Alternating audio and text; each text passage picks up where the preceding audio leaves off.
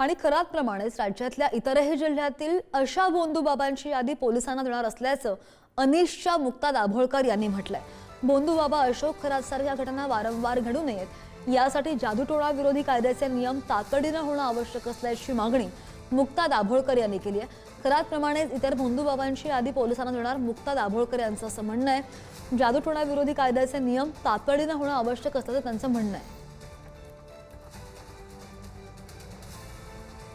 खरात याला अटक केल्यानंतर अशा पद्धतीने भोंदूबुवांच्या ठिकठिकाणी माजलेल्या भोंदूबुवांची यादी महाराष्ट्र अंधश्रद्धा निर्मूलन समिती त्या जिल्ह्यामध्ये पोलिसांना देणार आहे। अशोक खरात सारखे प्रकरण घडू नये यासाठी जादूटोणा विरोधी कायद्याचे नियम तातडीने होणं आवश्यक आहे।